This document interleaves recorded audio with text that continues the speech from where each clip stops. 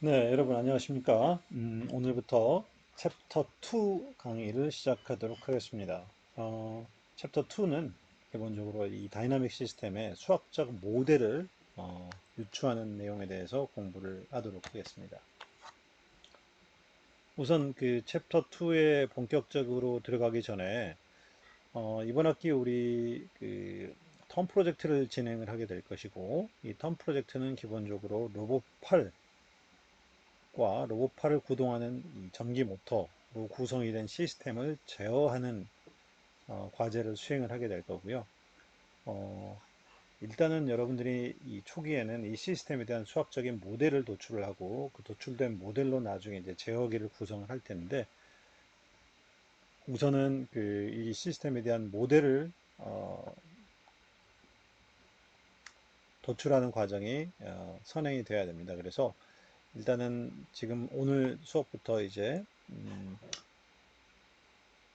들으시고 기본적인 시스템 다이나믹에 대한 모델링 하는 부분에 대한 기본 컨셉에 대해서 이해가 되면 여러분들이 이 로봇 팔을 하나 실제로 구상을 하시고 그 로봇 팔에 대한 캐드 데이터를 전부 뽑아서 시스템에 대한 다이나믹 모델을 유출을 하시고 그 로봇 팔을 구동하는 전기 모터, 일렉트릭 DC 모터를 어, 연결을 하는 그런 시스템을 구성을 하신 다음에 그 DC 모터에 대한 모델도 여러분들이 직접 도출을 해서 로봇 파일과 연결을 해서 통합된 모델을 유도하는 과정을 지금부터 시작을 해 나가시기 바랍니다.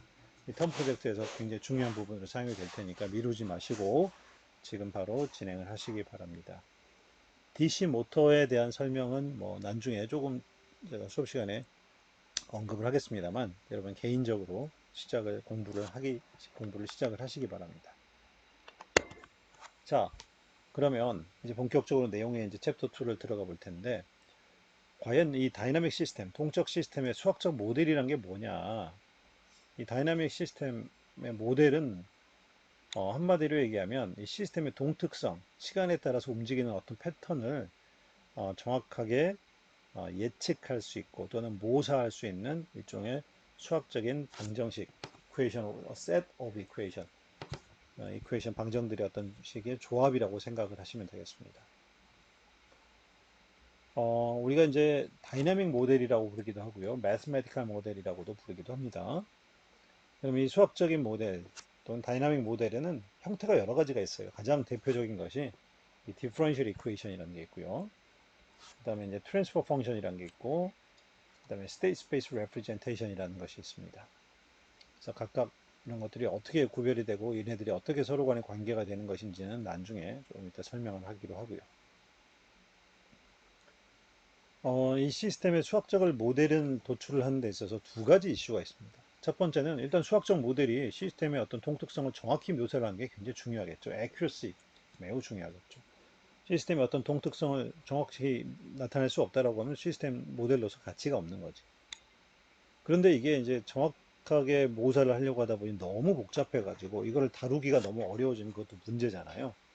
그래서 이 정확도를 담보하면서 시스템 모델은 최대한 단순하게 하는 이 두 가지 약간 상충되는 목적의 최적화를 하는 것이 이 수학적 모델링의 어떤 요소 중에 중요한 부분이라고 생각할 수가 있겠습니다. 자, 그러면 우리가 이제 말 그대로 다이나믹 시스템, 다이나믹 시스템의 모델링은 어떻게 하느냐를 좀 고민을 해봅시다.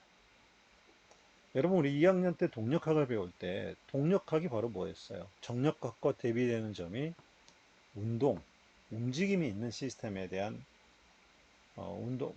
움직이는 시스템의 어떤 특성을 묘사하는 것이 바로 동력학이고 다이나믹 시스템인 거잖아요. 그때 적용할 수 있는 가장 기본식이 바로 뭡니까? 바로 뉴턴스 로우죠. 뉴턴스 로우. F 이퀄 ma. 이게 바로 시스템의 다이나믹 모델을 유도하는 가장 핵심 기본식입니다. 자, 그래서 이런 기계 시스템에 대해서 동적 모델을 만들어낸 가장 기본 시스템은 뉴턴스 로인데, 우리가 병진 운동을 할 때는 F 이퀄 ma를 가지고 나타낼 것이고, 회전 운동을 할 때는 시그마 m은 I 알파. 이 수없이 동력학 시간에서부터 공부했던 거죠. 알파. 오일러 이퀘이션이죠, 일종의. 이 오일러 이퀘이션, 뉴턴스 로 이 두 가지를 이용을 해서 정진 시스템과 회전 시스템의 운동 방정식을 나타내도록 할 겁니다. 이 오일러 이퀘이션은 다른 말로 하면 무슨 얘기예요? 시스템에 가해진 모든 모멘트를 합하면 그 결과로 시스템의 어떤 각가속도가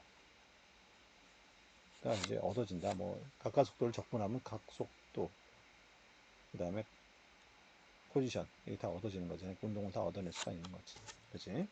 그 다음에 여기 I는 회전 관성 모멘트, 질량 관성 모멘트일 것이고, 뭐 F 이퀄 MA에 대해서는 굳이 설명하지 않도록 하겠습니다. 자, 그러면 이제 우리가 모델링을 하는 과정에서 몇 가지 기본적인 컨셉에 대해서 서로 간에 좀 정리를 하고 넘어갈 필요가 좀 있어요. 일단 우리가 기본적인 용어에 대해서 정리를 좀 제대로 하고 갑시다. 우리가 이제 앞으로 이 linear differential equation, non-linear differential equation, 즉 선형 미분 방정식이냐 비선형 미분 방정식이냐를 구별하는 것도 굉장히 중요한데, 이 linear differential equation을 정의를 하는 방법은 바로 이겁니다. 어떤 미분 방정식이 있을 때 모든 항에서 dependent variable, 종속 변수죠.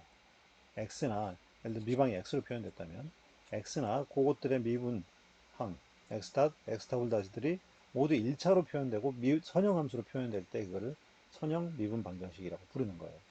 예를 들어서 이 미분 방정식은 x에 대한 미분 방정식인데 x, x 닷, x 더블 닷 전부 다 요거에 1차로 표현이 되어 있죠. 반면에 얘는 어때요? x에 대한 미분 방정식인데 x의 제곱으로 표현됐으니까 이거는 난리니어인 거죠. 얘는 리니어인 거고. 얘도 보면 이건 x는 리니어지만 x 제곱, x 닷의 제곱 때문에 얘도 난리니어인 거지. 얘도 x에 대한 미분 방정식인데 얘는 코사인 함수, x의 코사인 값, 비선형 함수로 표현이 되어 있으니까 난리니어인 거지. 얘는 세타에 대한 미분 방정식인데 세타, 세타 닷, 세타 더블 닷 전부 1차로 되어 있잖아. 근데 얘는 세타 닷의 스퀘어로 되어 있으니까 얘는 난리니어인 거지. 이렇게 리니어와 난리니어 디퍼런셜 이퀘이션을 구별할 수가 있겠습니다. 자, 여기 너무너무 중요한 이제 그 용어가 정의가 나왔는데 바로 시스템 오더, 시스템의 일종의 차수라고 하는 건데요. 이건 바로 어떻게 정의를 하냐면 그 시스템의 수학적 모델을 구성하는 미분 방정식의 가장 최고 차수를 바로 시스템 오더로 정의를 합니다. 예를 들어서 어떤 시스템이 이런 모델로 정의가 됐다. 미분 방정식으로 정의가 됐다라고 하면 얘는 지금 x에 대한 가장 높은 차수가 2차 미분 방정식이잖아요. 그럼 이 시스템은 바로 오더가 2차다 라고 얘기를 할 수 있는 거예요. 반면에 이 밑에 있는 이 시스템은 i에 대한 미분 방정식이잖아요. 얘는 여기 가장 높은 차수가 1차잖아. 그래서 얘는 오더를 1차로 볼 수 있다라는 겁니다. 자, 그리고 또 다른 이제 중요한 개념으로 time varying, time invariant system이라는 게 있어요. vary가 뭐예요? 그럼 변하다는 거잖아. 시간에 따라 변하는 시스템 또는 time invariant, 시간에 따라서도 시간이 흘러도 시간에 따라서 변하지 않는 시스템이란 얘기예요. 바로 뭐냐면 시스템의 특성이 시간에 따라 계속 변하는 것을 우리가 time varying 시스템이라 그러고, 시간에 따라서 시스템 특성이 변하지 않는 시스템은 time invariant라고 그러는 거예요. 그러면 어떤 게 있겠어요? 예를 들어서 우주선 같은 경우에는 우리가 우주왕복선, 뭐 비행기도 마찬가지지만 달리면서 어때요? 비행하면서 연료를 계속 소모하기 때문에 시스템의 어떤 그 연료 매스가 계속 바뀌겠지. 그러니까 미분 방정식을 나타내는데 이런 거지. 매스가 시간의 함수인 거지. 시간 컨스탄트가 아니고, 그 다음에 여기 뭐 일종의 여기 이제 댐핑, 이것도 지금 공기 마찰로 볼 수 있는데 이것도 뭐 시스템 속도에 따라서 계속 변할 수가 있으니까 어떤 변수. 시간에 따라 이런 값들이 파라미터가 변하는 거니까 이게 바로 타임 베링 시스템인 거예요. 반면에 이거는 나중에 알게 되겠지만 이제 뭐 일종의 모터 모델인데 시스템을 구성하는 이 파라미터들이 전부 상수잖아, 상수. 그 말은 시간이 흘러도 이 값들이 변하지 않는 거지. 그러니까 이런 시스템을 우리가 타임 인베리언트 시스템이라고 이제 부르는 겁니다.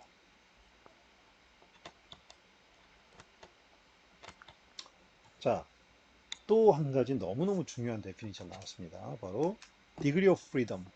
DOF 약자로 부르고 우리말로 자유도라고 얘기를 하죠. 시스템의 자유도. 자, 이 시스템의 자유도는 바로 뭐냐면 어떤 시스템을 구성하는 요소 중에 독립적으로 움직일 수 있는 질량의 개수를 바로 디그리 오브 프리덤이라고 이해하시면 됩니다. 독립적으로 움직일 수 있는 질량체. 이거를 다른 말로 해석하면 이렇게 얘기할 수도 있어요. 왜냐면 모든 다른 부분을 우리가 꽉 잡고 있을 때 혼자서 단독으로 움직일 수 있는 어떤 포인트, 지점의 숫자를 얘기를 하는 거예요. 예를 들어서 이렇게 생긴 시스템을 하나 볼게요. 매스가 하나 있고 매스가 두 개 있는데 얘는 스프링, 댐퍼 이렇게 이제 구성이 되어 있는데 얘를 내가 손으로 꽉 잡고 있다고 쳐봐. 얘를 내가 고정을 딱 시켜버렸어. 그래도 얘는 자유롭게 지 맘대로 움직일 수 있잖아. 반면에 얘를 내가 꽉 고정을 시켜버렸어. 그래도 얘는 지 맘대로 자유롭게 움직일 수 있잖아. 그러니까 어때? 하나가 고정이 돼 있어도 자유롭게 움직일 수 있는 게 요놈도 있고 요놈도 있으니까 얘는 이자유도인 거예요. 투도. 무슨 말인지 알겠습니까? 그래서 이 디그리 오브 프리덤을 우리가 또 수학적으로는 어떻게 정의를 하냐면 어떤 시스템의 모션을 fully describe, 완벽하게 나타내는데 필요한 이퀘이션의 수를 디그리 오브 프리덤이라고도 불러요. 그렇다면 얘가 방금 우리 이 자유도라 그랬으면 이 시스템의 운동을 완벽히 나타내기 위해서 필요한 운동 방정식이 몇 개가 필요하다는 얘기가 바로 두 개가 필요하다는 얘기인 거지. 반면에 이 시스템은 어떤가요? 얘는 지금 매스가 하나인데 얘는 얘를 꽉 잡아버리면 움직일 수 있는 게 하나도 없어. 그러니까 얘밖에 움직이지 단독으로 움직일 수 있는 게 없잖아. 그러니까 얘는 바로 one degree of freedom.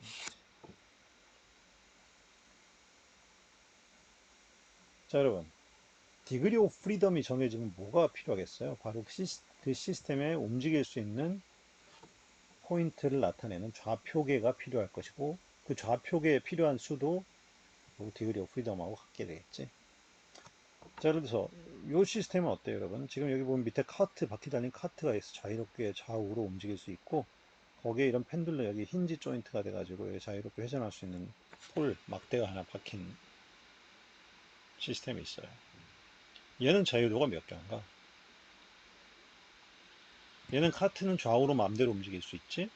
그 다음에 이 위에 있는 폴도 지 맘대로 움직일 수 있잖아. 단독으로. 밑에 놈을 잡아두든 말든. 그러니까 서로 독립적으로 움직일 수 있는 게 두 개가 있으니까 얘는 바로 투도프일 것이고 얘도 이 시스템의 전체 운동을 제대로 나타내기 위해서는 방정식이 두 개가 필요하다라는 걸 알 수가 있겠죠.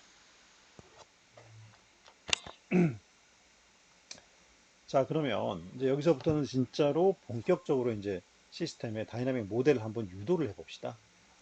자, 지금 여기 이제 그림에 봤던 것처럼 일자유도 시스템이 하나 있어요. 사실 우리가 진동을 공부했던 학생들은 뭐 이 운동방정식 구하는 거 아주 익숙할 텐데 혹시 이제 안 들었던 친구도 있을까봐 다시 한번 여기서 짚고 넘어갑니다. 예를 들어서 여기 이 매스를 내가 F라는 힘으로 쭉 당긴다고 한번 가정을 했을 때 운동방정식을 나타내 보자고. 운동방정식이란 건 뭐야? 여기서 움직일 수 있는 매스, 질량체, 이게 이제 요놈의 어떤 시간에 따른 위치, 운동을 내가 파악을 하고 싶은 거잖아. 그럼 일단 얘의 좌표를 내가 설정을 해야지. 자, 그럼 여기를 기준선으로 해서 이쪽으로 움직이는 걸 내가 포지티브 X축이라고 한번 설정을 해볼게. 그럼 힘을 내가 FT로 잡아당기면 여러분 이제는 기본적으로 병진 운동하는 거잖아. 병진 운동을 할 때는 운동 방정식은 항상 뭘로 만들어? 뉴튼 슬로우 F equal MA, MX 더블 더 이렇게 쓰면 되잖아. 그리고 동력학 시간에도 배웠지만 얘는 우리가 힘이 작용하는 모든 힘을 합친 거. 여기는 그 결과로 나타나는 관성항이라고 얘기를 했잖아. 그러면은 일단은 운동 방정식을 세울 때 가장 중요한 게 프리 바디 다이어그램 작용하는 모든 힘은 다 나타낸 거, 그 결과로 나타내는 거, 요걸 써주는 걸 키네릭 다이어그램이라고 얘기를 했었지. 자, 그래서 프리 바디 다이어그램을 먼저 그려보면 얘를 내가 이쪽으로 쭉 당기는 힘 F가 있을 것이고 얘를 일로 당기면 여기 스프링이 어떻게 돼? 못 가게 잡아당길 거 아니야? 그 힘이 KX겠지. 이쪽으로 반대 방향으로 얘는 이쪽으로 가려고 하고 있으니까 여기는 댐퍼도 어때? 댐퍼는 얘를 이쪽으로 잡아당기면 역시 못 가게 이쪽으로 잡아당기겠지. 댐퍼는 항상 속도에 비례한 힘을 만드니까 속도가 x 닷이니까 가는 힘이 거기에 비례하는 비례상수 cx 닷. 이게 바로 댐퍼가 끝까지 잡아준 저항력이 되겠지.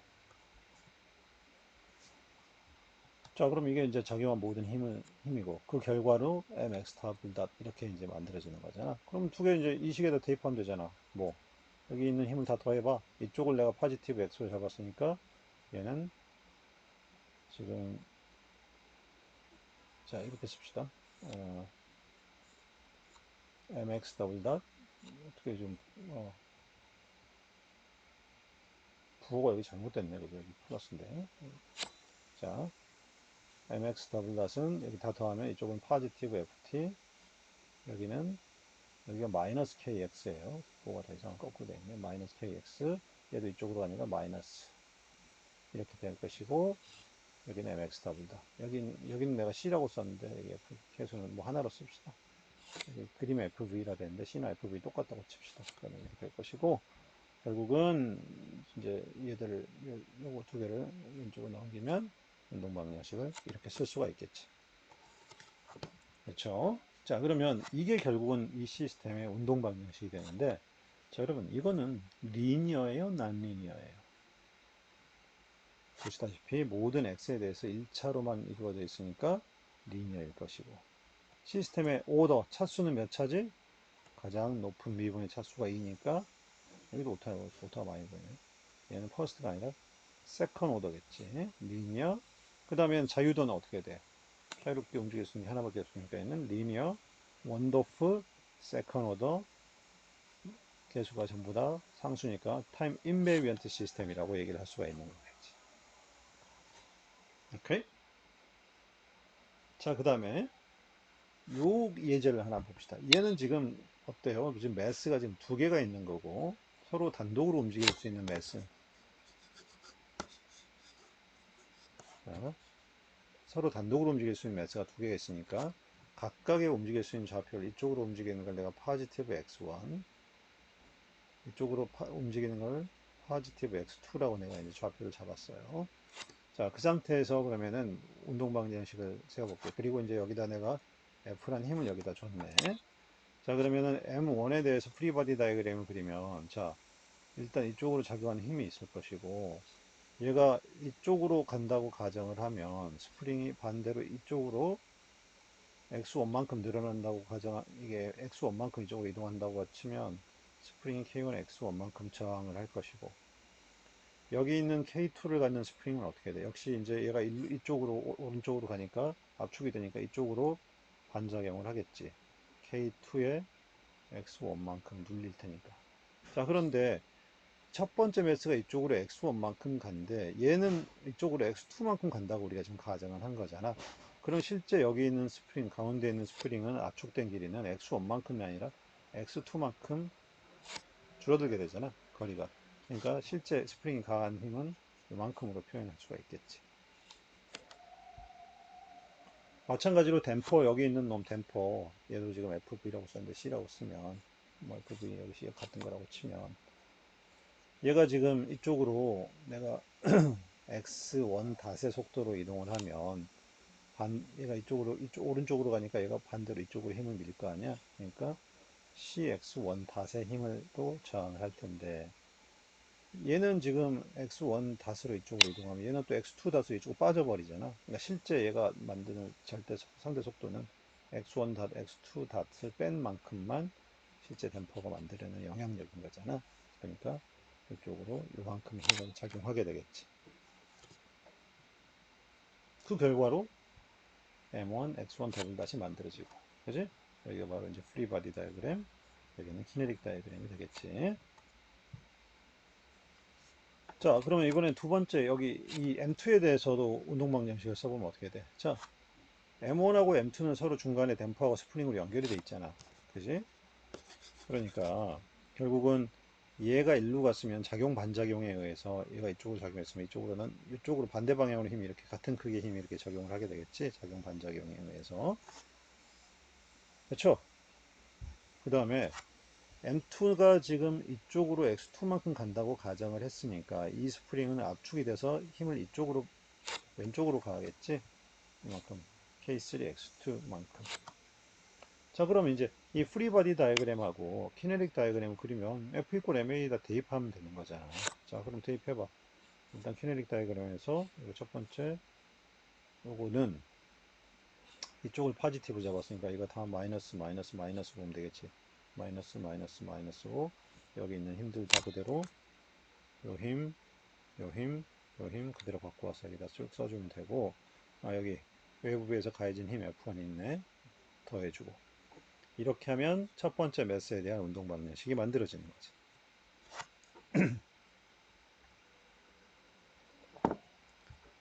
두 번째 매스에도 마찬가지로 F 이퀄 MA에다 대입하면 오른쪽으로 가는 걸 포지티브 X2라고 잡았으니까, 예, 저 요식이지 요식. 여기다 키네틱 다이그램 요거는 더해 작용한 모든 힘을 다 더해봐. 요거 세 개를 더하는 거지. 그러니까 요거는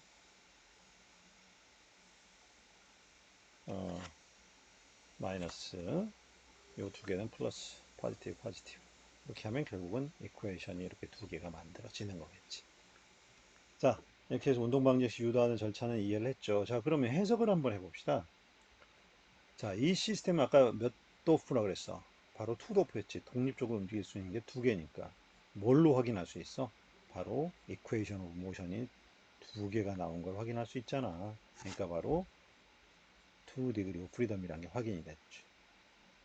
그러면 각각의 degree of freedom, 자유도를 갖는 운동체를 위치, 운동을 나타내는데 필요한 좌표도 두 개니까 x1, x2 나와 있는 거 맞고. 자, 얘는 오더가 여러분 몇 차야? 오더는 아까 어떻게 계산하기로 했어? 미분 방정식의 가장 높은 차수 몇 차지? 2차. 여기도 2차. 그러니까 이 시스템의 오더는 2차겠네. 그렇죠? 그래요. 맞죠? 맞아요? 자, 여기서 여러분 주의하시기 바랍니다. 이 식 하나만 놓고 보면 2차고, 이 식 하나만 놓고 봐도 2차인 건 맞아요. 하지만 여기는 방정식이, 운동 방정식이 두 개가 있기 때문에 전체 시스템의 오더는 각각 차수를 더한 포스 오더, 4차 시스템이 이 시스템의 최종적인 차수라는 것을 여러분들이 반드시 기억을 하셔야 됩니다. 이거 실수하기 쉬워요. 잊지 마세요. 그 다음에 얘들은 리니어입니까? 난리니어입니까? 보시는 것처럼 x1과 x2에 대해 전부 다 선형적인 관계만 가지고 있으니까 얘들은 리니어죠. 그리고 계수가 전부 다 컨스탄트이니까 타임 인베리언트고. 그래서 결국은 리니어 to the fourth order time invariant system이라고 정의할 수 있게 되겠네. 아시겠죠? 자, 그러면 이걸 실제 어떤 그 주변에서 볼 수 있는 사례에다가 적용을 해볼게요. 자, 이런 자동차가 있어요. 자동차가 있어 내가 악셀을 밟으면 어떻게 돼? 엔진에서 구동력을 만들어내서 앞으로 쭉 끌고 가는 바퀴에 어떤 토크가 해서 차를 앞으로 끌고 가는 힘을 만들었다고 한번 가정을 해봅시다. 근데 차가 달리면 어때요? 공기 마찰 또는 타이어에서 마찰이 작용할 거고, 그 마찰을 반대 방향으로 이렇게 px 닷으로 작용을 하게 되겠지. 결국은 이게 뭐야? 여기에 시그마 f 작용하는 모든 힘을 더한 거고, 얘가 mx 더블 닷 이렇게 되는 거 아니야? 이게 바로 이쪽 이렇게 그림을 그린 게 프리바디 다이어그램, 이 결과를 나타내는 게 키네틱 다이어그램. 뉴턴스 로에 적용해보자고. 그러면 mx 더블 닷은 이쪽을 내가 포지티브로 잡으면 u 마이너스 bx 다 쓸 수 있는 거잖아. 그럼 요거를 이렇게 정리할 수 있는 거지. 자, 그러면 현재 이 시스템은 여러분 뭐에 대한 미분 방정식이야? x 닷, x 더블 닷, x로 표현한 미분 방정식인 거지. 그런데 만약에 여러분들이 나는 자동차의 어떤 속도 위치보다는 속도가 관심이 있어요 라고 하면 관심 있는 변수 위주로 이 식을 표현할 수도 있는 거야. 그러면은 x 다시 v잖아. 그러니까 이거를 v로 한번 치환해 봐. 그러면 얘는 v 이렇게 쓸 수 있는 거 아니야? 그렇지? 그래서 요 미분 방정식이 이렇게 바뀌기도 하는 거지. 맞죠? 자, 물리적으로는 같은 상황인 거지, 그치? 수학적으로 약간 달리 표현했을 뿐이고. 자, 그러면 여기서 여러분들, 여기서 이 U는 뭐였지? U는 자동차에 들어가는 입력이잖아요, 입력. 그럼 여기서 얻어지는 결과는 뭐야? 자동차의 입력에 따라서 속도가 얻어졌으니까 V가 속도 출력이게 되는 거지. 그러니까 결국은 이 시스템은 입력 U에서 출력 V가 얻어지는 거지. 그러면은 이제 입력과 출력 사이의 관계를 알아보는 것이 굉장히 사실 중요한 거 아니겠어? 이런 다이나믹 시스템에서. 왜? 내가 어떤 입력을 넣었을 때 어떤 출력이 나온다는 걸 알아야 내가 원하는 출력이 나오기 위해서 어떤 입력을 줄지를 판단할 수 있는, 그게 바로 제어의 기본 개념인 거잖아. 그래서 우리가 이제 이 미분 방정식을 이용해서 이제 입출력 사이의 관계를 한번 만들어 볼 거예요. 자, 그걸 하기 위해서 라플라스 트랜스폼을 이 미분 방정식에 한번 해볼게요. 라플라스 트랜스폼 이거 1차 미분 방정식, 1차 미분 이거 라플라스, V를 미분 라플라스 하면 이거, U를 라플라스 하면 US 이렇게 얻어지겠지. 자, 이니셜 컨디션 0이라고 가정해 볼게. 그럼 이렇게 정리가 되고 VS로 이렇게 묶어내면 식을 V와 U에 대해서 이렇게 쓸 수도 있지 않아요? 그렇죠? 정리하면. 자, 그럼 여기서 뭘 할 수 있어? US가 아까 U가 뭐라 그랬지? 입력이라고 인풋이었고 V는 아웃풋이었잖아. 얘들은 물론 타임에서의 얘기였고, 얘들은 VS, US는 뭐야? 입력과 출력을 라플라스 도메인에서 표현한 변수잖아. 그걸 이렇게 지금 표시가 된 거지, 그지? 자, 이게 바로 뭐냐? 입력과 출력 사이의 관계를 나타내는 트랜스퍼 펑션이라고 부르는 거예요. 우리말로 전달 함수라고 얘기를 하는 거예요. 이 트랜스퍼 펑션은 다른 말로 무슨 말이냐? 인풋에 대한 라플라스 한 것과 아웃풋에 대한 라플라스 한 것의 관계를 얘기를 한다. 다른 말로 입출력 사이의 관계를 나타내는 라플라스 식의 라플라스 함수의 어떤 그 표현이라고 생각하면 되는 거예요. 그게 바로 뭐라고? 트랜스퍼 펑션, 전달 함수. 어찌 보면 자동 제어에서 가장 중요한 단어 중에 하나가 바로 요거일 거라고 생각이 됩니다. 트랜스퍼 펑션, 입력과 출력 사이의 관계를 나타내는 것이다. 어떻게 계산한다? 미분 방정식을 라플라스 트랜스폼 하시고 그거를 입력과 출력 사이의 비율로 나타낸 거. 이게 바로 트랜스퍼 펑션이다. 이 페이지는 넘어가고, 요거는 자동차의 서스펜션에 대한 시스템의 모델인데 이걸 이용해서 우리가 라플라스 트랜스폼을 한번 해볼게요. 자, 여러분, 자동차 서스펜션이 어떻게 생겼어요? 이 자동차 바퀴가 있고, 그 다음에 차체가 있고, 쉽게 모델링을 하면 바퀴가 있고, 이건 차체가 있는데, 그냥 연결하면 딱딱하니까 여기다 스프링과 댐퍼를 이렇게 집어넣으면 이게 일종의 서스펜션인 거잖아. 그렇지? 한쪽, 바퀴 한쪽만 나타내는, 이런 걸 우리가 바로 뭐냐면 포어카 모델이라 그러는 거예요. 4분의 1 쪽만 나타내는 모델. 자, 그러면 이걸 우리가 수학적으로 모델링 해보면 이렇게 될 수 있어. 여기 이제 카 바디가 있으면, 얘를 내가 M2라고 표현하고, 자, 이렇게 여러분, 여기 스프링과 댐퍼가 바퀴 사이에 이렇게 있으면, 바퀴가 여기서 땅이 꿀럭꿀럭 할 때, 이제 바퀴가 흔들린다고 해서 카도 똑같이 움직이는 게 아니지. 이 스프링이 있으니까 얘가 일종의 흡수를 해주는 거잖아. 댐핑 역할을 해주는 거지. 그러면은 이 바퀴가 움직이는 양하고 이 차체가 움직이는 양은 당연히 다르겠지. 그래서 얘를 움직이는, 바퀴가 움직이는 양을 x1, 차체가 움직이는 걸 y라고 합시다. 이거 진동 시간에 자세히 했던 거야. 그지? 내가 관심 있는 건 뭐야? 이 차체 바디 흔들림, y인 거잖아. 그지? 자, 어쨌거나 그러면 이제 모델링을 이렇게 할 수 있겠네. 얘를 우리가 바퀴도 매스가 있으니까 얘를 M으로 원으로 모델링을 하고 카의 매스 M2로 모델링, 서스펜션을 K2 B로 모델링을 했어요. 그 다음에 여기 바퀴 자체도 어때요? 바퀴도 여기 공기로 차 있기 때문에 스프링으로 모델링을 할 수가 있는 탄성이 있으니까 이걸 그래서 이제 이게 KW가 타이어 컴프레서빌리티 압축성을 나타내는 거예요. 그러면 이제 서스펜션으로 이렇게 모델링을 할 수가 있는 거겠지. 그 다음에 길이 로드 자체가 원피해 이렇게 울퉁불퉁해. 그럼 여기 이제 길이 이렇게 막 울퉁불퉁한 거지. 이 길의 높이도 이렇게 계속 변하잖아. 이걸 우리가 R이라고 표현을 해볼게. 그러면 여기서 이제 뭘 알 수 있어, 여러분? 이 시스템, 이런 서스펜션 모델로 여러분이 찾고 싶은 건 뭐야? 결국은 길이 울퉁불퉁한 때 나오는 차체 출력이 얼마나 흔들리느냐를 알고 싶은 거잖아. 길이 결국 노면이 울퉁불퉁한 거 여기서 뭐라 그랬어? R. 그러니까 인풋은 바로 뭐야? 시스템에 들어간 인풋은 노면 상태잖아. R이 될 것이고 출력은 뭐가 돼? Y.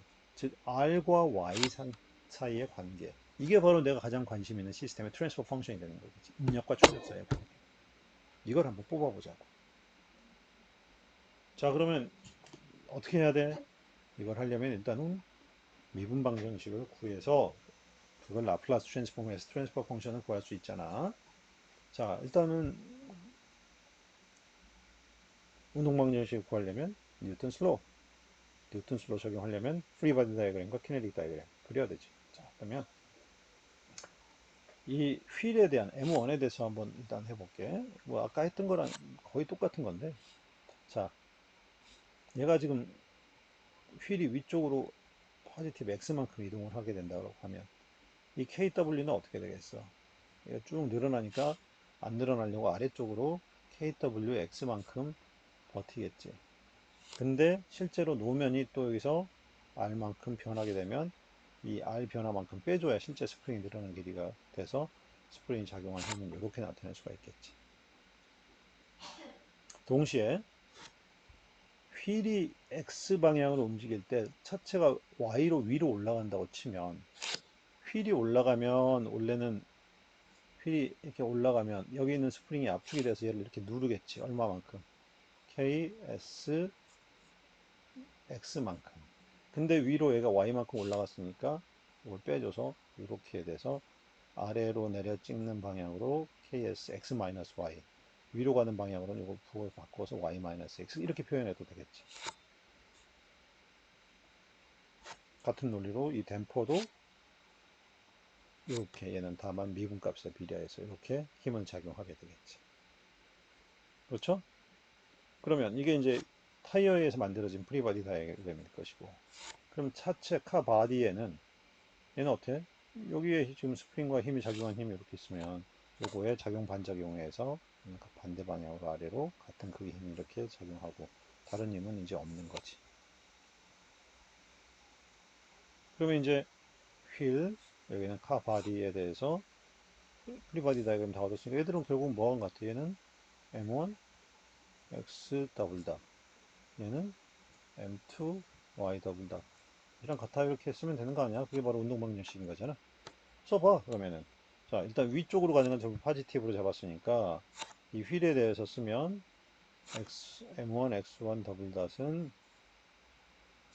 요거 전부 다 포지티브가 될 것이고 요거는 아래로 가니까 네거티브가 될 것이고 얘가 같아야 되고 얘랑 카바디에 대해서는 M2Y 더블 닷은 아래로 전부 가니까 네거티브 해서 얘들 합한 거랑 같아야 되고 이렇게 쓸 수 있죠.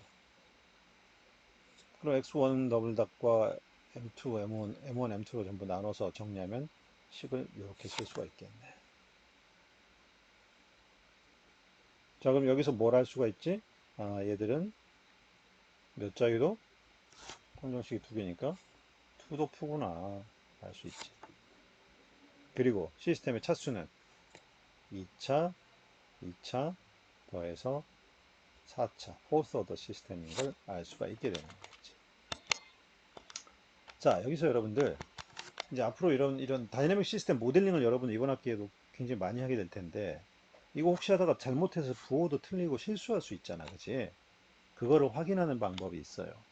바로 뭐냐면 이거는 여러분 만약에 이 앞에 있는 이퀘이션을 보시면 내가 그대로 다시 카피해서 가져온 건데 이거 지금 x에 대한 미분 방정식이거든. 그러면은 이 x에 대한 미분 방정식일 때는 x에 관련된 모든 항의 부호가 통상적으로 일반적인 기계 시스템이라면 같은 부호여야 돼. 얘는 y에 대한 미분 방정식이니까 전부 y에 대한 전부 파지티브 부호가 같잖아. 그러면 이게 여러분들 제대로 구해진 가능성이 높아요. 이건 항상 적용되는 건 아니야. 이게 뭐냐면 사실 이제 스테이블 시스템에만 적용이 되는 건데 이 스테이블 시스템이 무슨 얘기냐면 사실 시스템이 발산하지 않는 시스템이라는 얘기인데 흔히 주변에서 보는 모든 기계 시스템은 대부분 스테이블이에요. 대부분은 이렇게 부호가 같아야 돼. 부호가 틀렸다라고 생각되면 여러분이 유도한 모델이 뭔가 좀 틀렸구나 라고 의심을 해볼 필요가 있다는 거예요. 자, 어쨌든 우리가 이제 이 미분 방정식을 이렇게 하나, 한 개, 두 개를 이렇게 구했어요. 이렇게. 그러면은 지금 내가 관심 있는 게 뭐라 그랬지?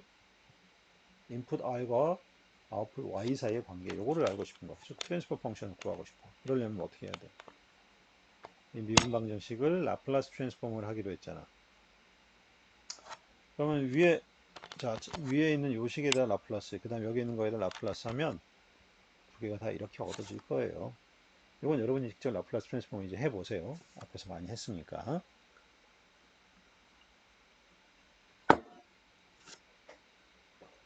자, 그러면 내가 아까 얘기했듯이 인풋 R 대 출력 Y 사이의 관계를 나타내야 되니까 여기 지금 이 R이 요거 R의 라플라스 한 거고 여기 Y가 지금 요거를 라플라스 한 거잖아. 그러니까 이 R과 Y 사이의 관계를 만들어내려면 이 두 식을 연립하면 될 거 아니야? 연립해보세요. 이건 뭐 산수니까 여러분이 그냥 할 수 있어요. 해보면 바로 인풋 R에 대해서 차체 바디가 흔들리는 정도를 나타내는 트랜스퍼 펑션, 바로 TF를 이렇게 나타낼 수가 있게 되는 겁니다. 이 트랜스퍼 펑션을 얻어내는 게 매우 매우 중요합니다. 왜냐하면 앞으로 이 트랜스퍼 펑션을 가지고 모든 제어기를 설계하고 해석을 해야 되기 때문에 이 트랜스퍼 펑션이 잘못되어 있으면 그 뒤로 설계하는 게 말짱 다 꽝이 되는 거겠지. 그래서 이 트랜스퍼 펑션을 굉장히 정확하고 엄격하게 여러분들이 유도하고 도출할 필요가 있는 겁니다. 자, 그러면 지금까지는 우리가 병진 운동에 대해서만 운동 방정식 또는 시스템의 수학적 모델을 도출해 봤는데 여기서부터는 로테이셔널 모션, 회전 운동을 하는 물체에 대해서도 운동 방정식을 세워봅시다. 회전체에 대한 운동 방정식도 방식은 같다라고 얘기를 했었죠. 바로 뭐지? 타우는 I 알파. 요거 적용하면 되는 거지. 자, 그러면 내가 이렇게 어떤 그 홈에 끼워져 있는 어떤 그 바를 뭐 전월 베어링 같은 거라고 생각합시다. 여기다 내가 토크 타우를 걸어서 돌린다고 생각해봐. 그러면 여기 면에서, 접촉면에서 마찰이 생겨서, 댐핑이 생겨서 반대 방향으로 이렇게 마찰이 생길 거 아니야. 그지? 그러면 프리바디 다이어그램 그리면 내가 외력을 토크를 이렇게 가해주니까 반대 방향으로 B 세타 단만큼의 마찰이 생길 거고. 그 결과, 이게 결국은 뭐야? 시그마 M 또는 시그마 타우. 얘가 I 알파랑 같아야 됩니다. 이게 프리바디 다이어그램이고 얘가 키네틱 다이어그램이고 이렇게 그리면 되는 거 아니겠어? 그 다음 할 일은 다 다 여기 적용한 토크 다 더해주면 되잖아. 자, 여기서 이제 그 반시계 방향을 내가 파지티브로 잡으면 이 파지티브, 이거 파지티브, 이거는 네거티브 이렇게 되겠네. 그래서 이걸 좀 정리하면 식을 이렇게 쓸 수도 있겠지. 이게 바로 이제 이 회전체의 운동 방정식이 되는 거지. 자, 그러면 이번에는 싱글 링크 로봇에 대해서도 운동 방정식을 하나 만들어 봅시다. 이게 바로 이제 어찌 보면 여러분들이 이번 학기에 텀프레트를 해야 될 가장 원시적인 형태의 로봇팔이 되겠지. 여러분들은 이게 이제 나중에 이걸 로봇팔을 실제 로봇의 어떤 팔처럼 실제 CAD로 설계를 해서 이 물리적인 기계적인 프로퍼티도 다 뽑아내야 될 것이고 여기에 이제 일종의 이런 전기 모터도 하나 붙을 거고 기어박스도 이렇게 붙고 이런 식의 이제 좀 더 자세한 모델이 붙어야겠죠. 어쨌든 지금 거기까지 가기 전이니까 가장 원시적인 형태의 1축짜리 링크 하나짜리 로봇의 운동 방정식을 세워보면 내가 여기다 이런 토크를 걸었다고 한번 가정해 볼게. 그 말은 여기에서 내가 여기에 지금 일종의 모터를 가지고 여기에다 모터를 가지고 이렇게 이 방향 시계 방향으로 토크를 걸어주는 거랑 마찬가지인 거지. 자, 그럼 운동 방정식을 구하기 위해서 프리바디 다이어그램 그리면 어떻게 되냐? 여기서 mg가 작용을 할 거고 그 다음에 얘가 시계 방향으로 회전하니까 여기 축에서 여기서 마찰에 의해서 마찰력 B세타 다시 마찰 토크가 작용을 하겠지. 그러면 그 다음에는 힘이 없잖아. 작용하는 모멘트가. 그러면은 시그마 타운 I 알파에서 얘는 우리가 이제 시계 방향을 파지티브로 잡으면 어느 방향을 파지티브로 잡을 건지는 내 맘이지. 자, 그러면은 요 포지티브, 그 다음에 요거는 이쪽으로 가니까 네거티브, 그 다음에 이게 지금 여기가 세트하면은, 자, 이게 모멘트를 해서 MGL 사인 세트하고 여기가 데이라니까 MGL 사인 데이라, 이게 이제 모멘트가 돼서 이쪽으로 만들어질 거고, 얘가 I 알파랑 같아야 되는 거지. 근데 지금 여기에 매스가 M이라 그러고 여기 전체 길이가 링크 길이가 L이라 그러면 질량이 여기 한 곳에 다 몰려 있다고 보면 이 회전 관성 모멘트 I는 ml 스퀘어, 동력학 시간에 수없이 했잖아. 질량 관성 모멘트 I가 ml 스퀘어인 거 이렇게 나타낼 수가 있게 되는 거겠지. 그래서 결국은 이거 정리해 보면 이렇게 운동 방정식을 만들어낼 수 있게 되는 거고, 보시다시피 얘는 여러분 리니어예요, 난 리니어예요? 얘는 기본적으로 데이라에 대한 운동 방정식, 미분 방정식인데 여기 사인 데이라가 있으니까 난 리니어가 될 것이고, 방정식이 하나인 걸로 봐서 원더풀일 거고, 2차인 걸로 봐서 세컨 오더이고, 모든 개수가 컨스탄트니까 타임 인베리언트 시스템인 걸 알 수 있게 되는 거겠지. 오케이? 자, 이 부분은 뭐 스킵을 하도록 하고, 이건 여러분 한번 직접 해보세요. 인공위성에 관한 거니까 아주 간단하니까. 자, 마지막으로 이 기어에 대해서 여러분들 기어를 가지고 모델링 하는 거에서 간단하게 좀 설명을 하고 넘어가도록 하겠습니다.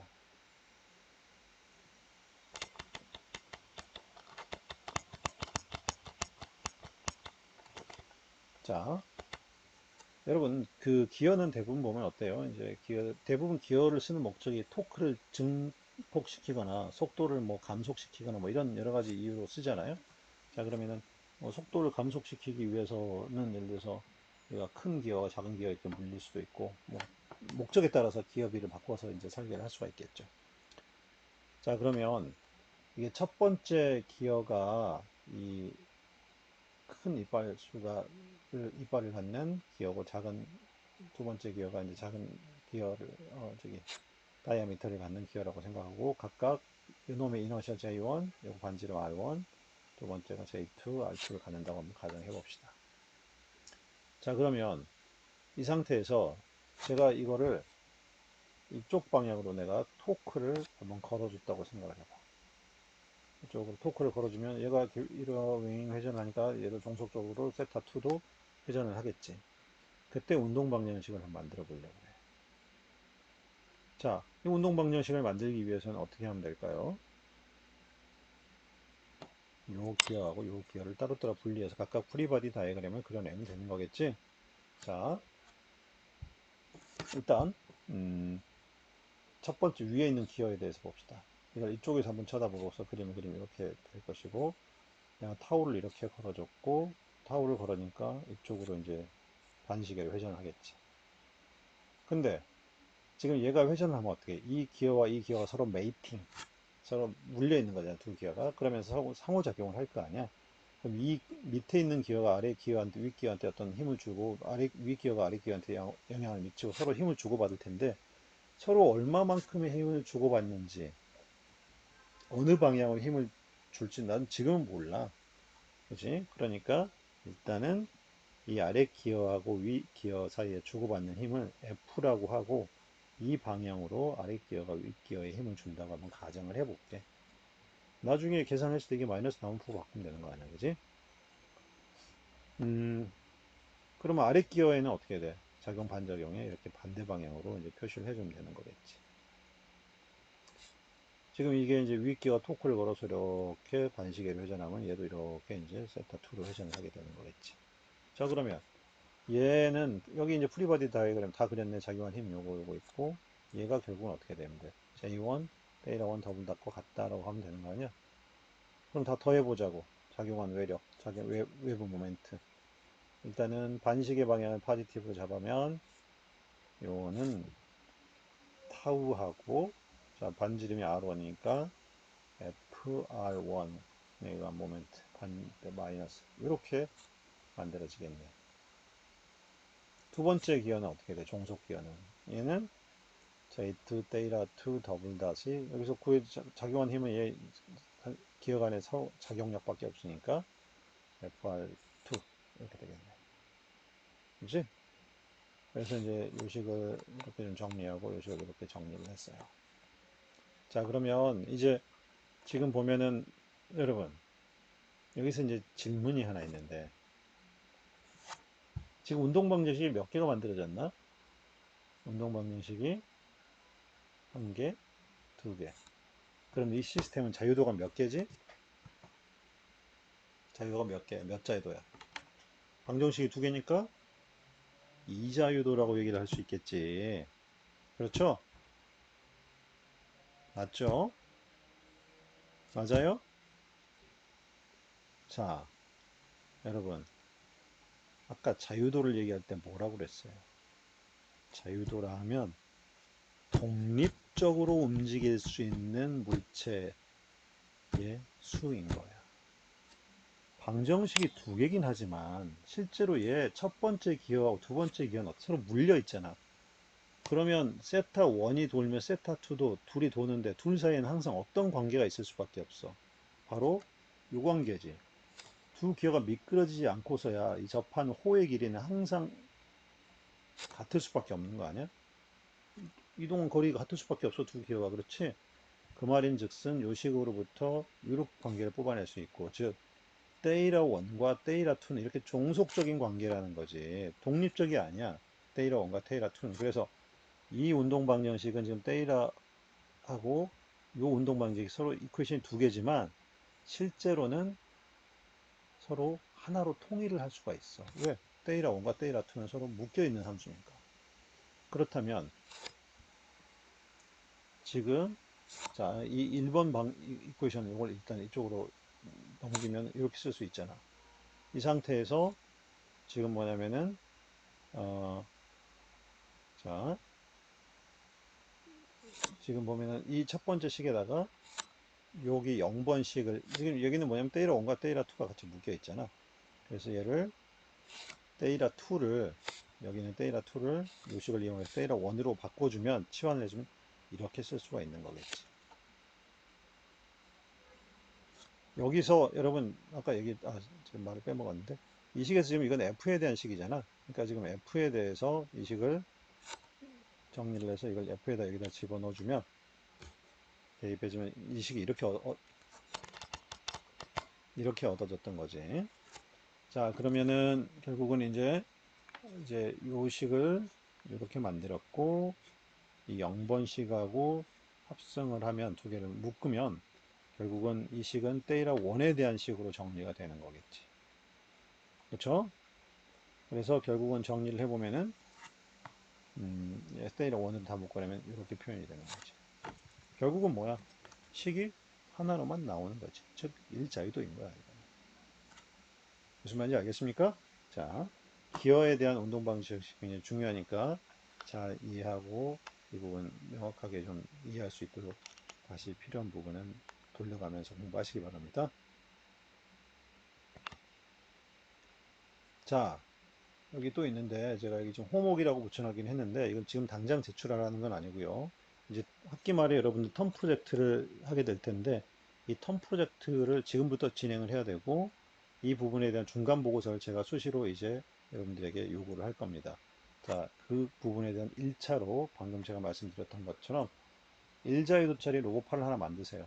이건 여러분들이 실제로 사진이나 인터넷 찾아보면 로고팔 일자유도짜리 로고팔이 어떻게 생겼는지 이렇게 이렇게 여러분들이 상상을 하시고 여러분이 원하는 모습의 로고팔을 하나 만드세요. 여기다 뭐 그리퍼도 달고 로고팔 손도 붙이고 뭐 이렇게 여러 가지 해가지고 설계를 하신 다음에 캐드 데이터를 뽑아가지고 이거 길이를 다 알고 매스도 뭐 뽑고 관성 모멘트도 계산 다 캐드 데이터를 가지고 하시고 이걸 구동하기 위해서 여기에 이제 일종의 기어박스가 이렇게 붙을 것이고 여기에 이제 모터가 연결이 되는 부분이 하나가 있을 거예요. 그래서 이렇게 통합된 시스템을 하나로 구성을 하고 이것에 대한 수학적 모델을 이제 도출을 시작을 하시기 바랍니다. 일단은 모터 부분은 제가 설명 안 했으니까 아직은 하지 말고 이 로봇팔 기어박스까지는 다 설명을 했으니까 여기까지는 여러분들이 수학적 모델을 도출을 하는 과정을 시작을 하세요.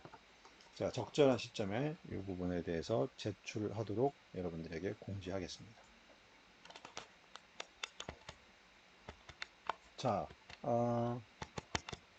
이 부분은 요거는 또 다른 예제인데 이거는 직접 여러분들이 이제 혼자서 해볼 수 있는 부분이 앞에 설명했던 거랑 계속 같은 거니까 개념만 설명하면 요즘은 많이 이제 그 하드디스크 드라이브가 지금 없어지고 있죠. 컴퓨터에 결국 여러분들 데이터 정보를 저장하는 하드디스크는 안에 보면은 이런 디스크가 있고 이 디스크의 어떤 특정 위치에 이 헤드를 계속 옮겨가지고 데이터를 읽어내는 이런 모터가 있어요. 구동축이 있는데 여기 보시면 여기에 이제 여기 이제 모터가 있고 여기서 이렇게 모터 이게 윙 회전해서 이 로파리 위치가 이렇게 계속 이제 바뀌면서 이 디스크의 특정 위치를 섹터에 가서 이제 데이터를 읽어오는 건데 문제는 뭐냐면 이 모터가 회전할 때 이 축이 이게 플렉서블해요. 강체가 아니야. 그러니까 그 말은 얘가 30도 돌았다고 얘가 똑같이 30도 돌지 않는다는 얘기인 거야. 얘가 출렁출렁 하니까. 얘가 회전하면 얘가 뭐 19도 돌 수도 있고 34도 돌 수도 있고 그때 상황에 따라 다르겠지. 그러면 얘가 회전하는 걸 때이라 원이라고 치고 얘가 회전하는 것은 그때 이제 각도가 달라지겠지. 그래서 결국은 무슨 얘기냐면 이 모터에다가 내가 MC라는 모멘트를 걸어줬을 때 실제로 우리가 이제 관심 있는 건 뭐야? 여기 헤드를 읽어내는 이 각도가 몇 도가 지금 돌아가는지가 중요하잖아. 그러니까 모터 토크 MC를 걸었을 때 얻어지는 데이터 2 사이에 트랜스퍼 펑션을 구해보라는 거. 이 문제에서. 여기서 중요한 핵심은 바로 뭐겠어? 이왕 얘기가 나온 김에 얘가 지금 탄성이 있는 거니, 이거 플렉서블한 거니까 일종의 스프링으로 모델링을 할 수가 있는 거고, 그럼 아까 앞에서 우리가 봤던 것처럼 매스와 매스 사이 스프링이 있을 때 상대 운동을 할 때 이거 모델링 얘와 얘 모델링 할 때 얘 사이에 상대 운동을 하게 되잖아. 그걸 여기서 모델링에 표현을 하라는 얘기인 거죠. 여기 굳이 보자면 여기 지금 밑에 있는 모터에서 MC, 뭐 여기 MD는 뭐 디스터번스 토크가 들어온다고 하니까 내가 걸어준 토크 말고 어떤 외란에 의해서 MD가 더 추가로 외부에 이 모터에 구동이 된다고 쳐. 그러니까 입력이야. MC 플러스 MD가 다 입력이라고 보고 얘가 이렇게 회전을 걸어주면 모터를 걸어주면 어떻게 돼? 얘는 이렇게 여기가 일종의 샤프트가 스프링이니까 이쪽으로 데이터 1만큼 회전을 하게 되면 반대 방향으로 저항할 거 아니야. K1 데이터 1만큼. 근데 얘가 지금 어때? 위에 있는 것도 이쪽으로 데이터 2만큼 더 회전을 해버릴 테니까 실제로 여기서 비틀린 각도는 데이터 1 마이너스 데이터 2만큼만 되겠지. 그 다음에 여기 샤프트는 일종의 댐핑의 특성도 가지고 있으니까 이런 토크가 또 만들어지겠지. 그럼 결국은 뭐냐면은 얘가 가지는 운동 방정식은 여기 가해진 외부에서 걸어지는 모멘트가 3개잖아. 하나, 둘, 셋.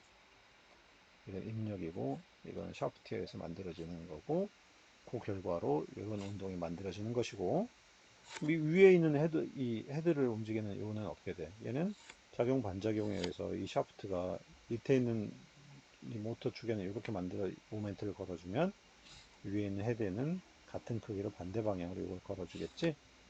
그러니까 얘는 이쪽을 뭐 반시계를 포지티브 잡으시면 전부 다 네거티브, 네거티브, 뭐 이거는 이렇게 되겠지. 그럼 이 두 개의 이제 운동 방정식이 얻어진 거고 이 두 개를 좀 정리를 해가지고 라플라스 트랜스폼을 하고 문제를 간단하게 하기 위해서 디스터번스 모멘트는 없다고 가정하고 댐핑도 없다고 가정하고 풀어봐라.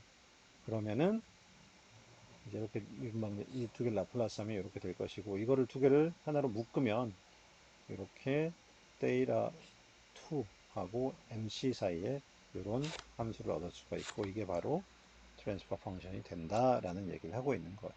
뭐 거진 설명을 했지만은 여러분들이 이 문제는 여러분들이 스스로 다시 한번 꼼꼼하게 끝까지 트랜스퍼 펑션을 유도를 꼭 한번 해보시기 바랍니다. 자, 이렇게 해서 오늘 상당히 많은 내용을 했는데 우리가 이제 시스템의 동적 모델을 도출하는 과정에 대해서 쭉 설명을 했고 기계 시스템에서 병진 운동을 나타내는 것은 F 이퀄 MA, 그 다음에 회전 운동을 나타내는 것은 시그마 M은 I 알파, 이 핵심 두 가지 식을 이용을 해서 다양한 형태의 시스템에 대해서 운동 방정식을 도출해 봤고 운동 방정식이 도출이 되면 거기에 라플라스 트랜스폼을 이용을 해서 인풋과 아웃풋 사이의 관계를 규정짓는 트랜스퍼 펑션도 쉽게 구할 수 있다. 여기까지가 오늘 내용의 핵심이었습니다. 자, 우리 이제 다음 시간부터는 매틀랩 시뮬링크에 대한 기본적인 아주 펀더멘탈한 얘기를 좀 짚고 넘어가도록 할 테니까 어, 지금부터는 여러분들 매틀랩 시뮬링크에 대한 사전 스터디를 좀 하시고 미리미리 예습을 좀 하시기 바랍니다. 자, 오늘 강의는 여기서 마치도록 하겠습니다.